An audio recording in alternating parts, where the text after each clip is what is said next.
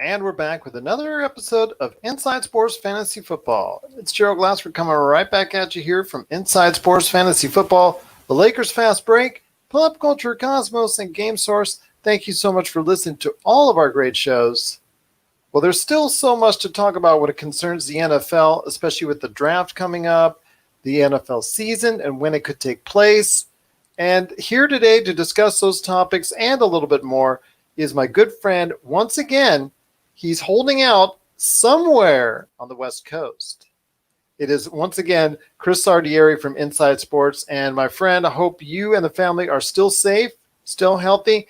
And I hear a little bit of good news, just a little bit of good news when it concerns the state of California and how things are being a little bit on the brighter side of things. Yeah, definitely. Thank you, Gerald. We here, my family and I, are doing well in Southern California.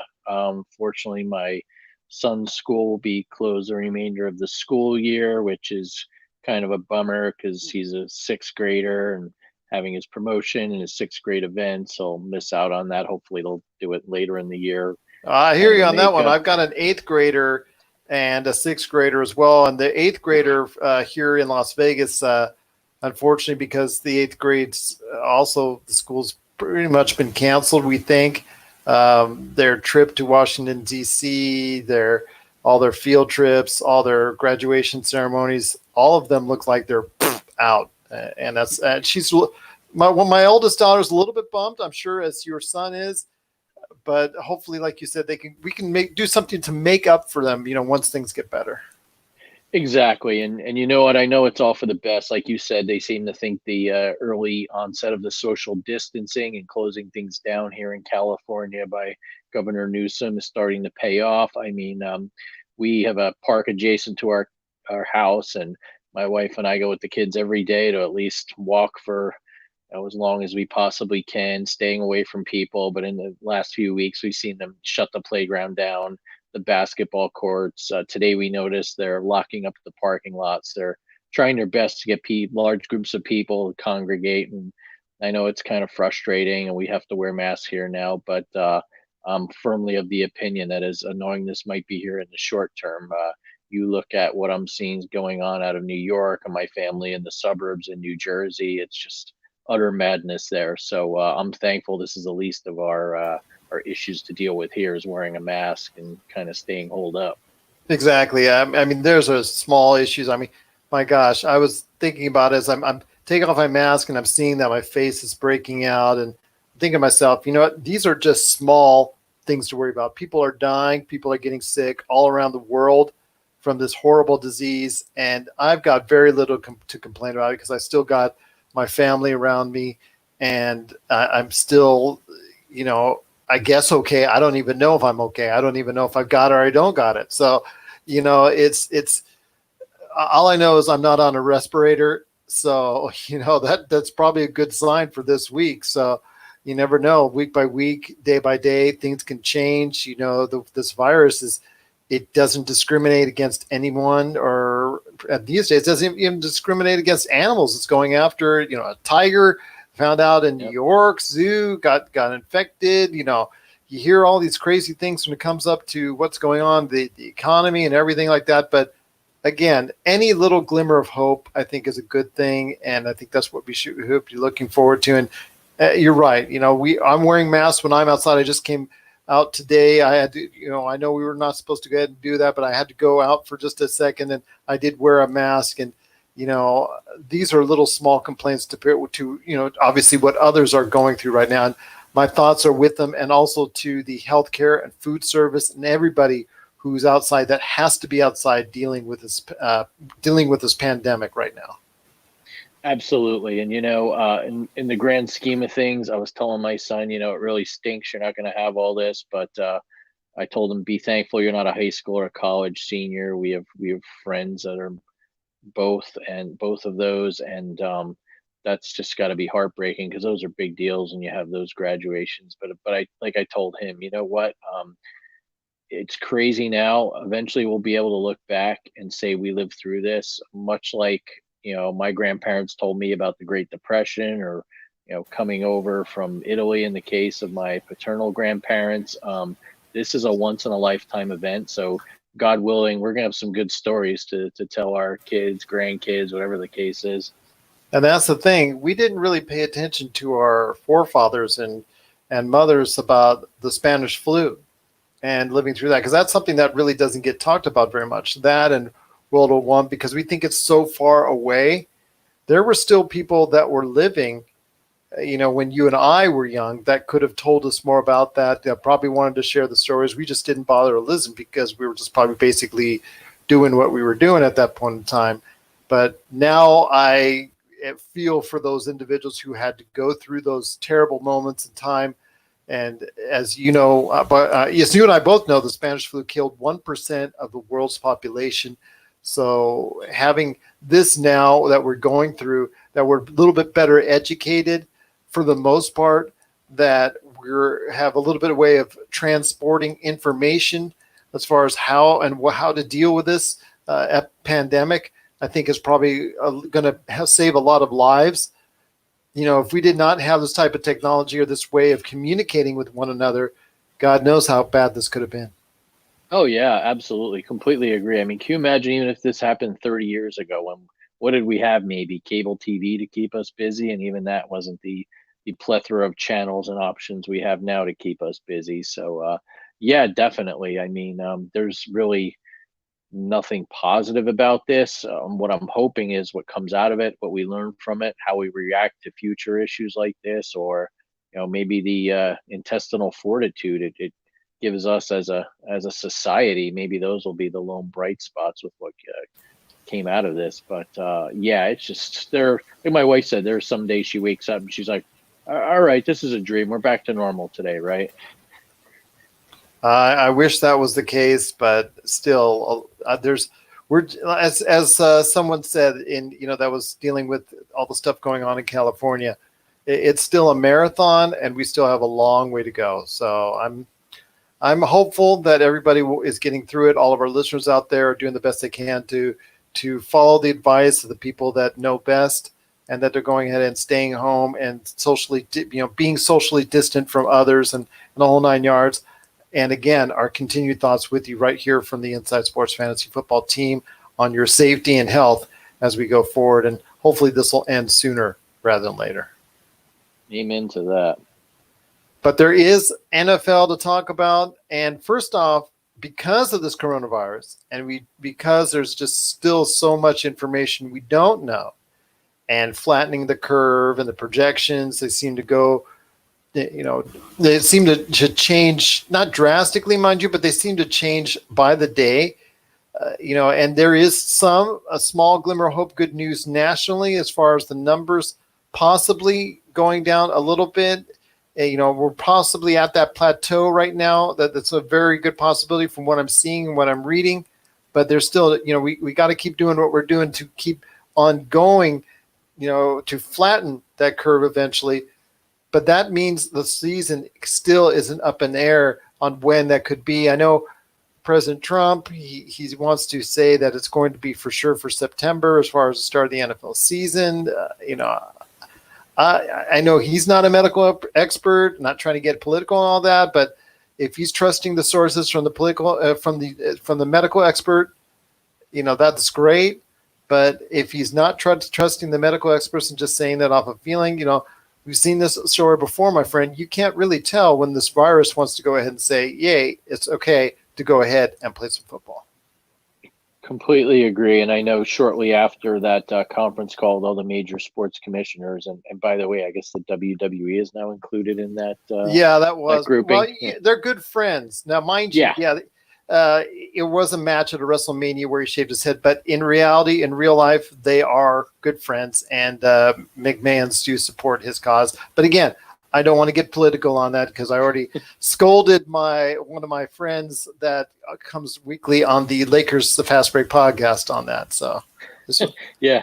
So regardless, like I don't know if it was that day or a day later, Governor Newsom here in California said, and not so fast, my friend, to paraphrase Lee Corso of ESPN. But so no one knows. And I think, too, Adam Silver, to his credit, took the lead from day one with shutting down the league when the outbreak happened with the Utah Jazz. But I think him too. Like he wants to get things started, but the contingency planning you're hearing behind the scenes is that if they do it, it might be at one location, no fans whatsoever. This is essentially going to be a made for TV event. And while I think it's optimistic to think, yeah, we'll be back up and running by the summer, do you really want 70,000 people in close proximity to each other at a football stadium or entering and exiting said stadium when we don't know if we have this thing figured out, if there really is any sort of accurate test to prove that people have it or built up a resistance to it, whatever it is.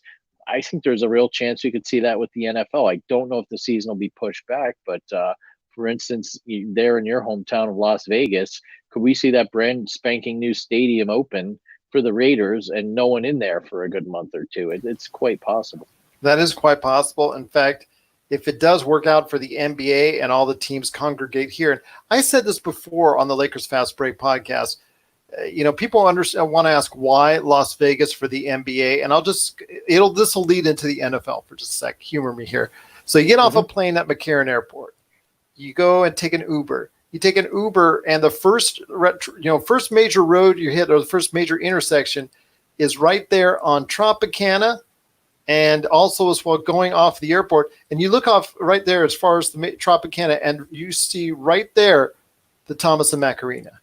You take a left, 1/2 mile, maybe about 1/2 mile, and you see you come up to one of the heavily congested hotel room areas in the entire world, because you have 4 major hotels right at the corner right there of Tropicana and Las Vegas Boulevard.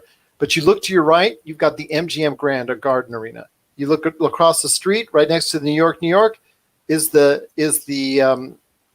T-Mobile Arena. Yeah, the T-Mobile Arena. You look to the left, that is Mandalay Bay. And they have an arena for playing basketball. And if you go straight up Tropicana 1 more mile, you have the Orleans Arena, which also hosts basketball tournaments.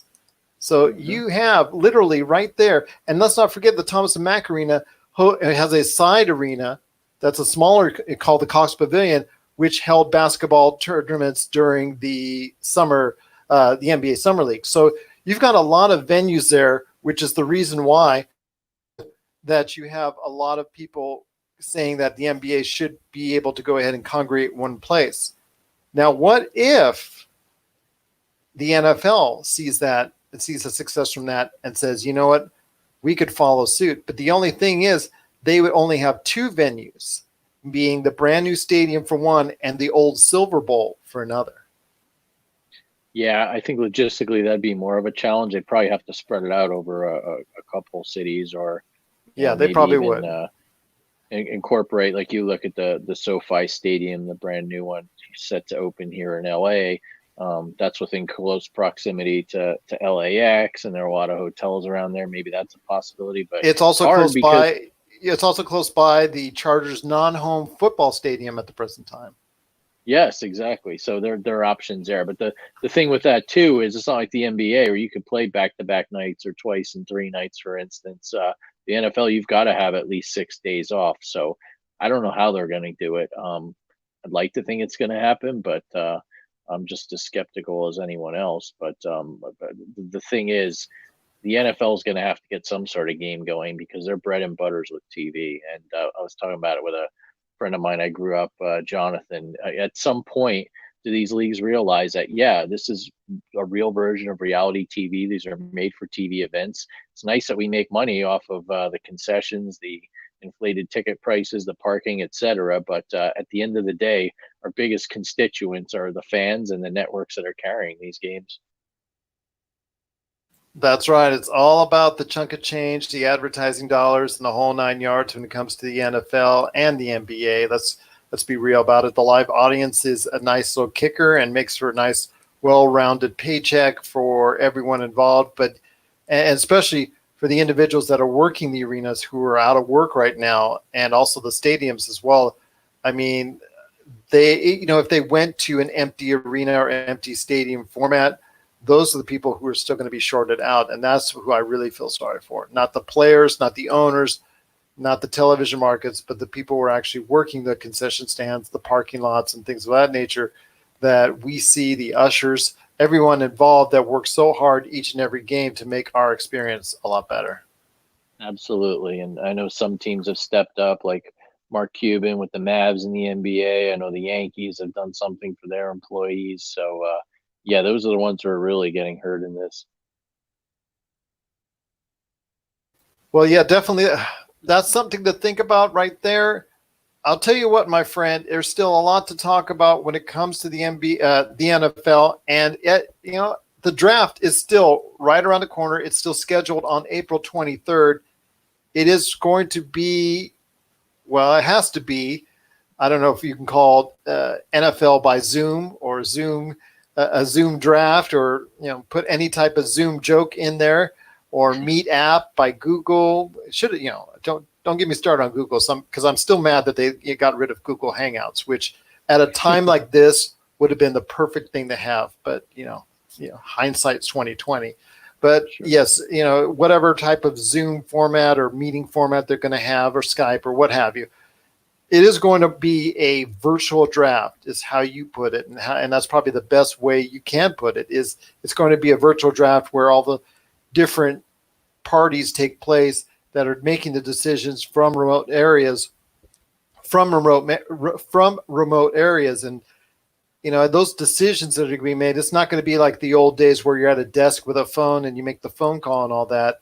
It's going to be quite different, and there is going to be some challenges behind that. It's not going to be as easy and streamlined as we once thought it would be, but there are going to be some challenges involved. And I know, Chris, you wanted to talk about those types of challenges that the NFL can face in conducting on April 23rd, and obviously goes into a 2 or 3 day type extravaganza, of course, a 100% virtual draft. Yeah, so well, I think this is great for us, the fans and the viewers on TV.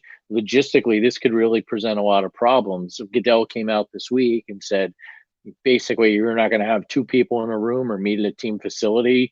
You're going to have to do it from home or some sort of office or wherever. And I'm sure they'll have contingency plans. So if someone's internet goes down, they'll have phone lines, landlines, I don't know, tin cans with string, whatever the case is. But if you have any sort of communication breakdown, what happens if the clock runs out on you, for instance? And then, two, I heard an interesting point. I believe it was Scott Pioli, the old Patriots GM, pointed this out last week, where, let's face it, some GMs are more technologically savvy than others. So do they have an advantage? And the thing is, too, like we've seen this. I don't know if you caught it, but Howard Stern had a much talked about interview with Tom Brady today. Tom never talks to anyone. He spent 2 hours with Howard. And at one point, the Zoom went down and Tom had to do it the old school way and dial back in on his phone. So could we see something like that happen? I don't know. I think not only is the draft fascinating this year because there are a lot of storylines and a lot of quarterbacks, which really moves the needle at the top of the draft, but just the behind the scenes stuff. Is anyone going to set up maybe a FaceTime or some sort of Skype video to see whatever team's general manager doing the pick or how they're interacting with their scouting staff and their head coach? I think that right there would make for interesting reality television or documentary after the fact, at least, right? Exactly. So it is going to be something that could be or could end up being a logistical nightmare. I hope not. I hope we've gotten to a point in our technological world that we can go ahead and take this off and pull this off without a hitch. I think we can. I think there's enough streaming apps, or hey, we've got a great app that we use right here for Inside Sports Fantasy Football, and I'm going to give them a plug because they've been great with us, and that is StreamYard. So if you want a great app to go ahead and communicate with someone, StreamYard is a great way to go in case you don't want Zoom or you don't want the issues with Zoom or anything like that. StreamYard.com, you want to go ahead and check that out. I'm giving them free pub because they deserve it. So there's many different outlets out there. I mean, if their Zoom app goes down, go ahead, flip over to StreamYard, flip over to Meet app, Meet.app or whatever Google has now these days, Skype or whatnot. The tin can thing might work as well. So you never know.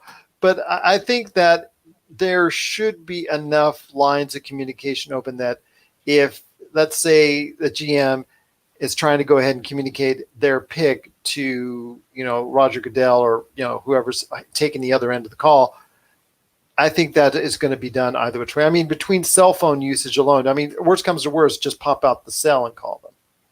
Yeah, absolutely. Although uh, the kind of football historian in me, going back to my younger days of starting watching the league and drafts, what do you say they get the Roselle era helmet phone? You think they could dial in their picks on that, like the 1980s?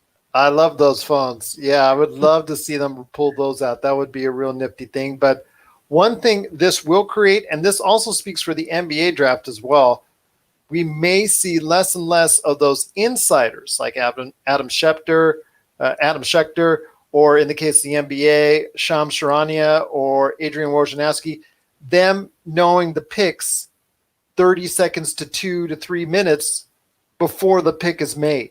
We can actually see the pick made and not know who it is before the pick is made. That to me would be a blessing in disguise. Yeah, I completely agree because there are some years, and I know the league asked writers not to tweet about it, but really it just ruins the surprise. It's kind of like if you're, Oh, the NBA is awful, man. oh, Woj and Shams, they got so many insiders. I think what they do is they tell them first before they tell Adam Silver and whoever's running the NBA draft. So it's just, it was ludicrous because I would stop looking at ESPN or NBA.com or anyone who would be drafting nets. I would just be on Twitter. That's all I would be doing, and that's all I would need.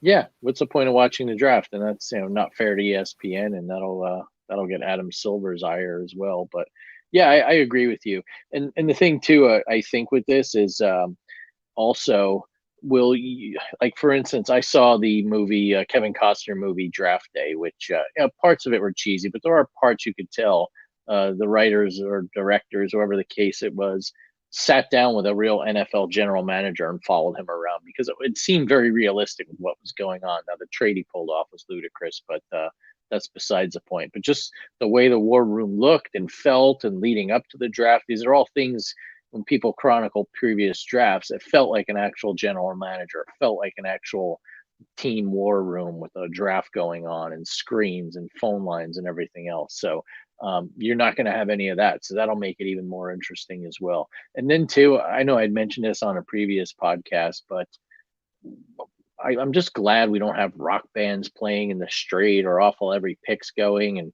fans outside screaming up, jumping up and down. And that's great. It's nice to get the fans involved more in the draft than it was back in the old days of having it at Radio City in New York. But sometimes I just felt like it was a sideshow event going on around the draft. And we all know how Goodell loves to make money tangentially to anything involving the league. But I think it'll be cool to just actually hopefully see guys making picks or the picks being made at the podium and having analysts talk about it and Mel Kiper annoy us all every year. But yeah, I think those are some of the interesting things that we'll look forward to.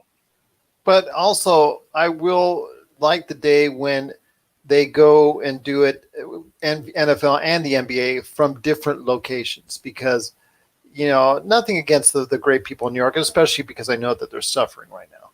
And that is still one of the highest outputs of sicknesses, illnesses, and fatalities anywhere in the entire God's green earth at this point in time. Mm-hmm. But every year we see the draft emanating from there, and all we hear basically are New York Giants and New York Jets fans. And in the NBA, all we hear are Knicks fans. So it just seems like at points in time over the years when it was always taking place from New York, all these drafts, that it was just focused in on New York fans and the New York marketplace and was leaving everybody else out.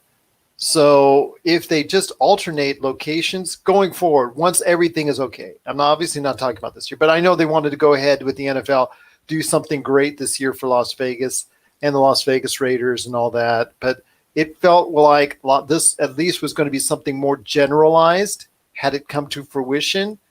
And everybody was able to go ahead and come here, that a lot of fans from all over were going to be able to congregate. And it would be more like, okay, the Cincinnati fans, the Dallas fans, the Seattle fans, they would all come and they could cheer. I'm hoping for that more like, drafts where you could hear a broader base of fans than outside of just one or two teams that you always end up hearing because, as a Giants fan, that when you saw most of the drafts took place in New York, all you would hear is Giants and Jets fans. Yeah. I Yeah. mean, And I'm yeah, just saying that it just seems like if they go ahead, the NFL and NBA, once everything gets better and go to different cities, you get a different feel, different marketplaces, different base of fans. And to me, that seems a little bit more approachable by these leagues to the fans that they have. yeah, I agree. And, growing up near New York for the vast majority of my younger part of my life, I get it. My brother went to a draft one year and he's a Cowboy fan, but he said it was really cool. But again, it's just a lot of kicked off Giants and Jets fans because they were drafting in that particular year, or Right. the Knicks in But the I'm just, and NBA. I don't want it to come off like I'm bashing New York because No, no. it sounds like, but it's just let everybody have an opportunity to do it, and it just makes for a better draft year in year out. It stays fresher, in my opinion. Yeah, I agree, and I know the league did it. What they did, Philly and Chicago and Nashville last year. So I was really looking forward to Vegas because even though they do have a team there now, I mean, there's not. It's not like there's a huge Raiders fan base there, but No, you get a not lot of yet. you would get a lot of people coming not just from California and the West Coast, but from around the country. Like who doesn't want to go to Vegas in April, and who wouldn't want to see an NFL draft? So I think you'd have more of a mishmash of fans too, which would be really cool, which is what Believe I'm kind of me, bummed about. believe me, people here in the hotel industry, and I know a few, were very upset that they couldn't host it here because they were at guesstimating that it could have been as much as an extra 500,000 people here for that NFL draft, and that Wow. you do the math on that. If everybody spends $100, Hmm. on that, and yeah, at the tables or at the slots or what have you, and yeah, that's. But you're right. It would have been more of a fresh start for, like you said. There's not a growing. There's just a small growing base here of Raiders fans. It's not anywhere near what the Golden Knights have per se, because Golden Knights, it's taken a while to, for them to stick to win, and now they've got a huge fan base here in the city. The Raiders, if they do well, they will probably have a strong following and keep the strong following. But again, this is just speculation on my part. But yeah, I think that if they continue, like you said, they've gone to Nashville, they've gone to Philly, Chicago. If they keep on continuing going from place to place, I would like to see that continue. And the NBA should take a note. And I'm hopeful that we'll go ahead and just be able to alternate locations just to get a fresh feel year in, year out after what we see here. But again, getting back to what you were talking about, the challenges of 100% virtual draft, there might be some technical glitches, but I hope, like you said, they should have all the contingencies in place. Knowing the NFL, I think they will. Whatever their technologies I'll give him or her credit in advance. But I think what'll be funny is just a GM not physically having someone to their right or to their left that they can just turn around and talk to. I think that's going to be interesting, juggling multiple phone lines or methods of communication. And be interesting to see if there is a team that drops the ball or signals get crossed. So, yeah, the story behind the story will be really fascinating too. And Gerald, let's face it, this thing is going to get huge ratings. I mean, my son and I watched the draft to begin with, but I mean, after maybe the first round, second round, you're just kind of like, but this is going to be what, Thursday, Friday, Saturday. I mean, there's nothing going on. There's no live sports. Like, I'll sit around and watch the fifth round on a Saturday. I mean, I'm really looking forward to it this year. I know a lot of other people as well, just because of the fact that it'll be something new and fresh on television. So the NFL draft still is on pace for an April 23rd. And I know, Chris, you and I will be coming on later this month to talk about the residuals from that, which teams might look better from it, which teams could help out your fantasy leagues, and basically the pluses and minuses of what went on with the NFL draft later this month. We'll be taking a look at that for sure. Yeah, it'd be nice to have some actual strategy and football content to talk about, right? Exactly. Yes, definitely would be. Well, before we head on out, my friend, a couple last things to talk about. One is this, and this was not on your list that you sent me. I wanted to add this in real quick. Carolina Panthers coach Matt Rule said earlier today, as we're recording this, he was saying that Teddy Bridgewater, the recently signed free agent from New Orleans, was a better fit for their team than Cam Newton. Putting all things together, let's say Cam Newton is somewhat healthy at this point. Is that a true statement? I'm guessing if there's some sort of offense that Rule runs that Bridgewater has more aptitude for, perhaps that's the case. But honestly, I think there's a thinly veiled message there, and it could be one of two things or both. Bridgewater, even at his lofty salary and good for him and his agent, is probably going to get paid less than what Cam was due to make. And B, we know Bridgewater's right arm's a lot healthier than Cam's. So I don't think it's just about, hey, we think he's a better quarterback for our system. I think there's a little sublime, maybe not so sublime message underneath that.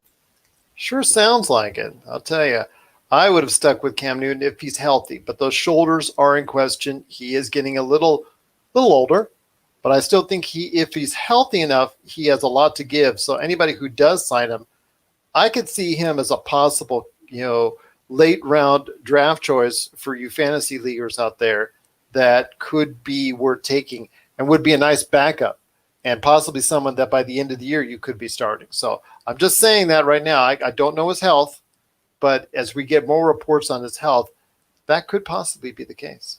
Yeah, and I know I theorized Mariota could be this year's Tannehill, but Cam in the right spot, I think, is more of a Tannehill, as it were, than Mariota could be with the Raiders. We'll see what happens, my friend. But before we head on out, I know we're not going to have exactly the doghouse, mind you, but with your final words, let's go to the doghouse with some final words on some hard knocks for you on the way out. Oh, Hard Knocks. Speaking of Hard Knocks, a nice segue there. The aforementioned Adam Schefter, who always seems to break news before it happens, put out word this week on Twitter that the newest installment of HBO's Hard Knocks, the training camp reality show that's been around for many years, will feature both LA football teams, the Rams and the Chargers, as they move into their new stadium. The plan is to still go on. No one knows when training camp will happen this year, but it looks like HBO's got their two topics to cover. And the Rams were on when their inaugural season. They moved back to LA in 2016. That was a particularly boring season, partially because Jeff Fisher is just such a boring coach to watch on TV, and the fact that there weren't really any compelling storylines or just a dump of a team, frankly. So I think that's something interesting to watch out for. The Chargers have never been on before, so it'll kind of be neat to see how they kind of transition away from Phillip Rivers being there for so many years. Whoever their next quarterback is, I'm guessing it'll be someone they draft. That could be a potential storyline. And then too with the Rams, McVay was kind of the boy wonder, lost the Super Bowl to his mentor Belichick, and now due to injuries, loss of players, and some questionable moves and not being able to reload through the draft, the Rams are kind of a team in transition. Are they on the downswing? So two interesting storylines we hopefully will be able to watch on HBO this summer. So you're saying that the Rams and the Chargers will be the next Hard Knocks participants. According to our friend Adam Schefter, yes, first time ever they're going to cover two teams, and I'm guessing logistically it'll be easy because their training camps are right near each other in Orange County, and they also I actually went this past year with my son and my father-in-law and a couple of my friends.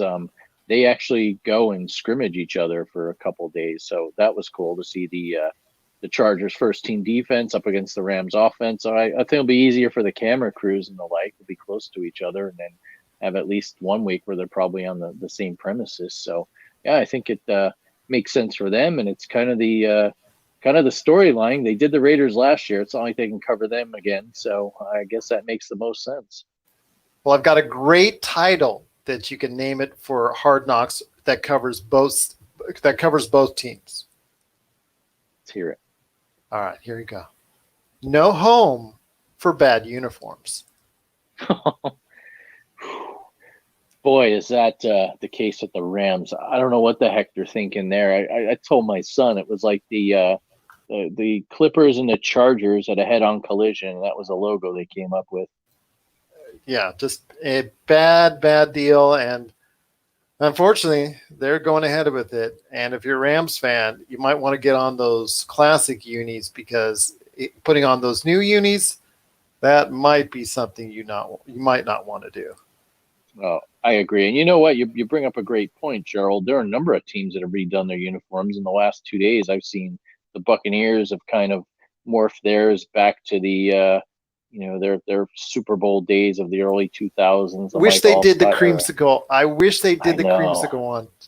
Yeah, although I did read something where they do have, I don't know, some sort of arcane helmet law. They'll have the ability to wear those throwbacks. I don't know how the two are tied together, but I read it in passing. And then with the Falcons too, I feel like they kind of tinkered with their uniform, and I'm not quite sure why or how or what they did, but they put ATL on the chest and changed their helmets up a little. But I feel like it's kind of like with the Jaguars a few years back. You kind of keep the intent of your original logo or color scheme, and you tweak it a little. Lions have done this a few times, and I mean, you're just flat out saying like, "Hey, fans, we're going to make you buy a whole new set of gear just because we can to make some dough." And if that's the case, they need to follow even more what the NBA does. The NBA with the alternate uniforms, they do it with the class. They show off the classic uniforms. They show off the uniforms that might cover special events like breast cancer awareness. All the different things the NBA does. And a fan, those really loyal fans, will go to the NBA store and they will buy all the alternate jerseys. And I think that's smart. And if the NFL has the guts, I think they need to follow suit. Have, your main one half the season, then the other 8 weeks, play around with it. Have some fun. Go ahead, support local causes, or like the NBA does when it celebrates Hispanic Month or Hispanic Heritage Month or something like that. I think that they should go ahead and be more bold with their uniform statements. Like you said, if they want to go ahead and really rake in the cash, that would be one way to do it. Yeah, I agree. They've done it somewhat with those color rush ones, but some of those are hideous. I remember a Seahawks Rams game where it looked like two highlighters are playing a football game. But then you go and and you get someone like the Raiders who go back to the old school AFL look, or the Giants went back to their 1980s look and helmet and everything. Do that. I don't want to see those hideous Steelers or Packers ones from the 1920s or whatever era they're from. Like, I want to see the Lions break out the old Billy Sims era one from the 70s, or have the Falcons go back to the Dion ones of the early 90s when they first switch over to black. Do that. I mean, I own a Giants throwback jersey. I love that old school stuff. And even too, I mean, you go like a Philadelphia Eagles Randall Cunningham era with a different color green and the eagle wings. Like, I like that sort of stuff. Switch it up. And again, Gerald, Adam Silver ahead of the curve. He knows the players like this stuff. I play 2K with my son, and half the fun is sitting there and scrolling through like old Knicks uniforms from, say, the Bernard King 1980s era. I'm like, wow, I remember those uniforms. So yeah, he knows what he's doing.